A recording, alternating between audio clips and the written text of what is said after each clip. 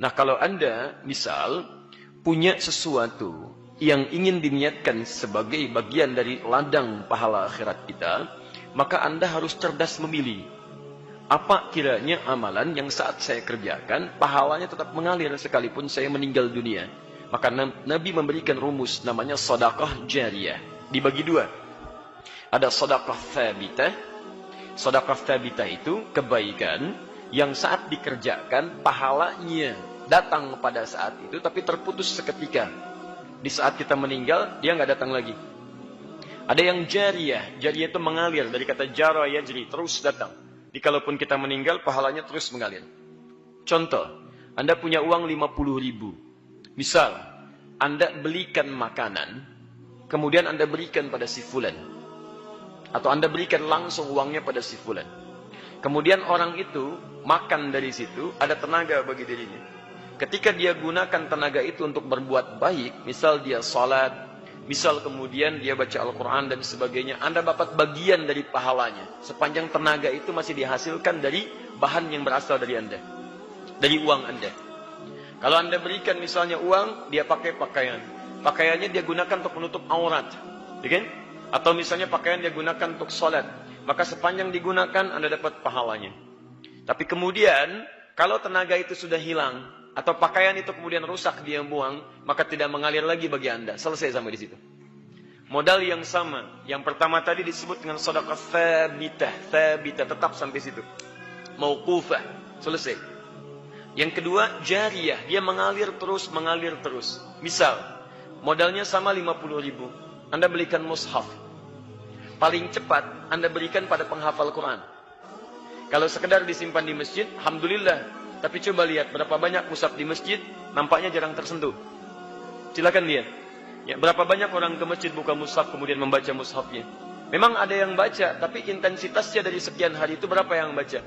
Kalau Anda mau cepat, titipkan pada penghafal Quran. Cari penghafal Quran, masuk ke mahad Quran, berikan kepadanya. Demi Allah saya katakan, dia punya dua keistimewaan. Pertama, penghafal Quran itu lebih banyak bersentuhan dengan mushaf. Jadi hampir setiap hari dia pegang, dia baca, dia pegang, dia baca. Yang kedua, penghafal Quran itu ketika membaca Al-Quran pasti mengulang-ulang. Jarang ada yang sekali baca kemudian selesai. Jarang. Kalau pembaca, cuman sekali baca. Alif Lam Mim, dzalikal kitabu la raiba fi, hudan lil muttaqin. Pembaca. Tapi penghafal, Alif Lam Mim, ذلك الكتاب ذلك الكتاب ذلك الكتاب ذلك الكتاب لا ريب فيه لا ريب فيه ذلك الكتاب لا ريب فيه هدى للمتقين هدى للمتقين ذلك الكتاب لا ريب فيه هدى للمتقين. Berapa kali dia mengulang? Dan bukankah setiap hurufnya 10 kebaikan? At-Tirmidzi nomor hadis 2910, man qara'a harfan min kitabillahi falahu 10 hasanat. Siapa yang membacakan satu huruf saja dari kitabullah, dia mendapatkan 10 kebaikan. Walam aqul alif lam mim harfun, saya tidak katakan alif lam mim satu huruf, walakin alifun harfun, lamun harfun, mimun harfun, wa likulli harfin 10 hasanat. Tapi alifnya satu huruf, lamnya satu huruf, mimnya satu huruf, setiap hurufnya 10 kebaikan.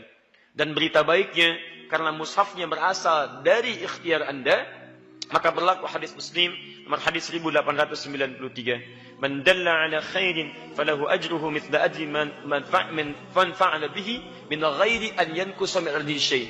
Siapa yang memfasilitasi pada kebaikan, man dalla ala khairin falahu ajruhu mithla ajri fa'ili, maka dia mendapatkan pahala seperti orang mengerjakannya, min ghairi an yankusa, tanpa dikurangi, ya, tanpa dikurangi min ardi syai', sedikit pun dari pahalanya. Sama persis. Jadi kalau dia baca sehuruf, Anda dapat bagian pahala sehurufnya.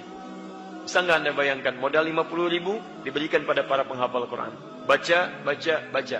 Begitu dia hafal, mempraktekkan hafalannya, Anda dapat pahala juga. Karena dia menghafalkan itu dari wasilah mushaf Anda. Kemudian yang paling menarik, sudah dia hafal, dia pinjamkan mushafnya pada yang lain. Ayo silakan baca. Modalnya sama, 50.000, tapi terus mengalir, mengalir, mengalir. Paham di sini? Taib, itu sedekah jariyah. Kedua, waladin salihin yad'u lahu, anak yang saleh yang mendoakan kedua orang tuanya. Yang ketiga, ilmin yuntafa'u bihi. Ini ada kaitan dengan ini. Ilmu yang diajarkan dan ada manfaat dalam kehidupan. Maka tatkala guru ini mengajarkan dengan penuh keikhlasan, bermanfaat ilmunya, maka setiap murid yang mengamalkan, Masya Allah, berapa tuh limpahan pahala bagi guru-gurunya.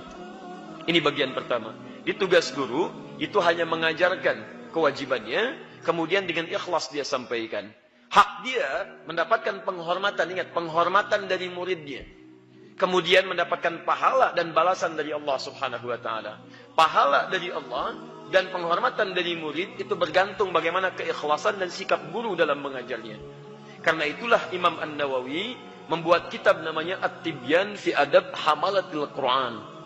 Di kitab itu diterangkan bagaimana menjadi guru yang baik plus murid yang baik. Apa di antaranya? Ada akhlak sebagai seorang guru. Akhlak sebagai seorang guru. Banyak Pak, Bu. Pertama, akhlak kepada Allah. Bagaimana mengikhlaskan hatinya. Dia pelajari dulu nih. Pilihan dia untuk mengajar. Maka begini cara pencarian ilmunya. Muncul Quran surah 96 ayat 1-5. Pemahamannya di Quran surah 9 ayat 122. Dalam memahami itu tetap menjaga peningkatan iman dan ilmunya hanya karena Allah. Quran surah 58 ayat ke-11. Dari situ dia hadirkan rasa takut kepada Allah. Sehingga apa yang dia sampaikan tidak mesti kemudian sembarangan dia sampaikan, tapi dipastikan Allah ridho dengan penyampaiannya. Quran surah ke-35 ayat 29. Kalau itu sudah disampaikan, pahala Allah berikan. Kemudian akhlak terhadap murid pun ada. Apa di antaranya? Banyak. Mendoakan murid supaya apa yang disampaikan itu meresap dalam jiwanya. Yang kedua, dia berusaha memberikan keringanan kepada murid. Jadi tidak pernah ada guru-guru yang baik meminta tarif misalnya kemudian dalam dakwahnya. Tidak pernah ada guru-guru yang baik menginginkan popularitas supaya banyak orang menyanjungnya. Tidak pernah ada guru yang baik rebutan murid dan takut kehilangan murid-murid kemudian berselisih satu dengan yang lainnya. Jadi kalau sudah itu disampaikan dengan baik, penghormatan murid pun kepada dirinya, itu dengan sendirinya akan mengalir seikhlas-ikhlas dan kebaikannya. Sebaliknya, kalau akhlak dia dengan Allah tidak ada, akhlak dia dengan murid tidak ada, nah ini pun sekalipun ilmunya luas, maka konsekuensinya pahala tidak mengalir utuh bagi dirinya, dan mohon maaf, sikap dari murid pun akan diterima barangkali kurang dari apa yang ia harapkan. Paham sampai sini? Teman-teman, fahami baik-baik. Ibu-ibu di belakang sana, suami itu aset amal jariah. Cuma siapin makannya, siapin minumannya, siapin bajunya, mati masuk surga. Simple sekali. Bapak-bapak fahami, uang yang hasil keringan kita dikasih ke istri, dikasih ke anak, dikasih ke orang tua. Hanya itu. Pada saat ada sesuatu yang rusak di rumah diperbaikin, mati masuk surga. Ini luar biasa ini sebenarnya. Orang-orang di sekitar kita ini sudah aset-aset amal jariah. Bapak-bapak misalnya kasih duit ke istrinya, ini beli makanan. Dibuatlah, beli tempe, beli sayur, beli segala buat makanan. Makanan itu teman-teman sekalian, kata Nabi SAW, "Ma wudi'a ta'amun illa wada'allahu fihi barakah."